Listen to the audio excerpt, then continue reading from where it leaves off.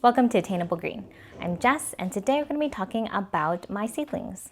This is the second round of growing seedlings from flask, and it's about 6 months since most of these plants were deflasked. I'm going to go over the plants from oldest to newest and give some updates about how it's doing. The first set of plants are the Cattleya Featherrae crossed with warneri.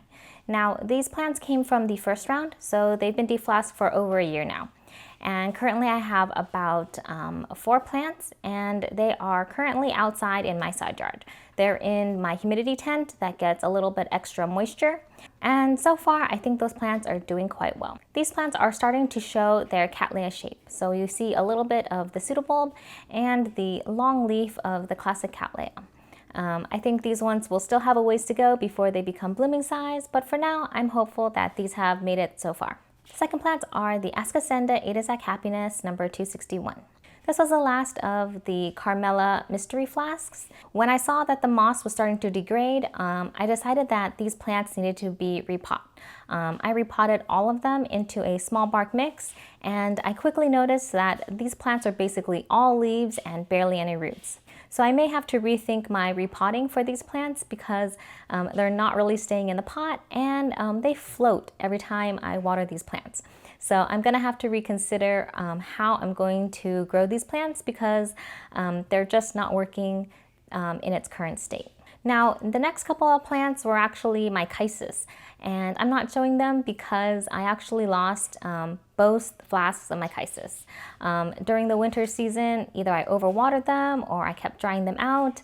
Either way, the plants just didn't make it. I may try Cleisocentron again in the future, but for now, I'm going to focus on what I have before expanding to any other ones. The next seedlings are the Cleisocentron gokusingii. This is another vanda-type orchid, and it has the opposite situation of the Ascocendas. I repotted these plants again because the moss started to degrade, and I noticed that the roots are so long. The roots are about 2 to 3 times longer than what you can see from the leaves of these plants, so that is really exciting. Since I know these plants tend to love a lot of moisture and cooler temperatures, I potted it back in moss. I'm really happy about the root growth for these plants, but I definitely want some more leaves so that it has more energy to continue to grow. The next plants are the Rhyncholaelia or Brassavola glauca. In the beginning, I had some struggles with growing these plants, but for now, I think I'm getting the hang of it. Once again, these plants were repotted into a small bark mix, and half of them were also repotted into moss. I chose to split them up because some of the plants seemed a lot smaller and it needed more moisture, so I left those in moss. So I think these plants are kind of the middle of the road for me. They're having some growth, but not as fast as I would anticipate, and they have decent roots as well. The next plants are the Phalaenopsis bastianii. Now these plants have been growing under lights since I deflasked them, and recently I repotted them and separated some of them since they were growing pretty well. I did lose a few of the smaller seedlings, but overall I think these plants are pretty strong and they're doing fine. I'm hoping that it puts out a lot more growth during this growing season, and maybe it'll see some blooms in the near future. The next set of plants are the Cattleya schilleriana. I forgot to do an update about this plant in the 3-month update, so here it is at the 6-month. These seedlings are doing fantastic. They are currently on a west side windowsill. They get a ton of afternoon light, and I think they definitely enjoy it. Some of the leaves have a little bit of a purple tinge, and I think that means it's getting just enough light.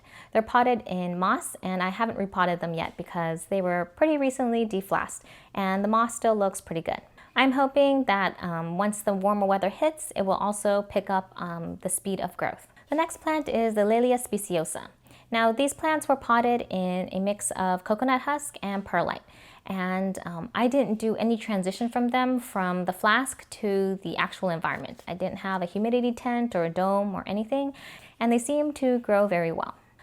Currently, they are growing under my LED light, and it seems to be liking it. It has kind of an interesting growth pattern. Some of the seedlings are growing faster than others, but so far I think they're doing great.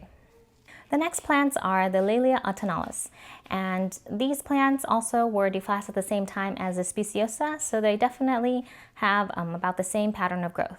I potted this up in a small bark mix with perlite, and they're doing fantastic. Because of how the flask grew, some of the plants are growing kind of sideways, so I'm hoping they will straighten out as they continue to grow. The next plant is the Tolumnia variegata. Now, I chose this particular flask to be an experiment. So I decided that I would put half of the seedlings in leca and the other seedlings on a grapevine mount. That's kind of like a wreath.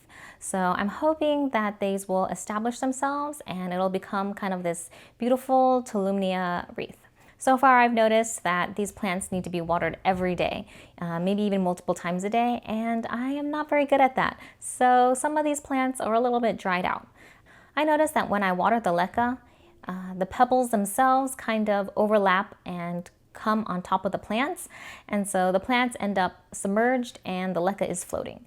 I may have to come up with a better solution to grow these plants, and I'm probably going to consider that at a later date.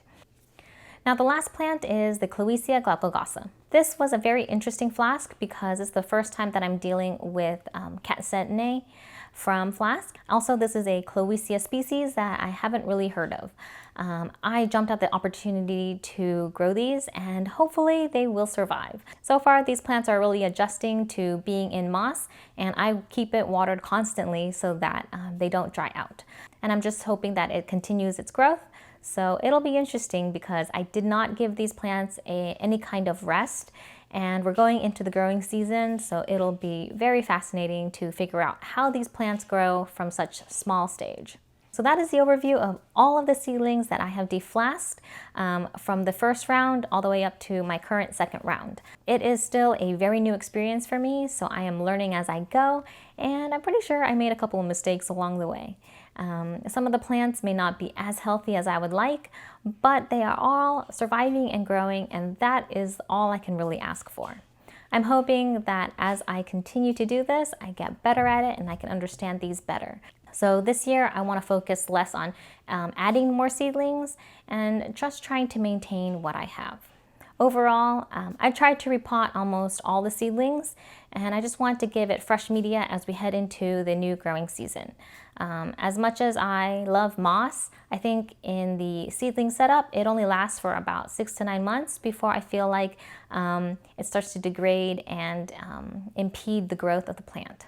I'm still testing out which media works best for these plants. So far I'm using moss, seedling bark and perlite, and cocoa husk and perlite. And I'm just gonna see how these plants do in these kinds of setups, and hopefully I'll have some results to share with you as they continue to grow. I'm trying out different media so that I can eventually move away from moss and maybe towards cocoa husk so that I can cut a little bit of cost on how much I use. Also, I think I'm doing a lot better with Phalaenopsis and Cattleya types. It seems like those tend to be hardier and a little bit more forgiving than the other kinds of seedlings that I've encountered. Each flask kind of has its own personality, and I just need to figure it out and understand it better. Some are a little bit more forgiving than others, and I'm definitely learning that this year. So that's all I had to say, and if you like this video, please give it a thumbs up and subscribe to my channel Attainable Green to follow along on my orchid growing journey. If you want to see more updates about seedlings, please click on the playlist, and I'll see you in the next episode. Bye!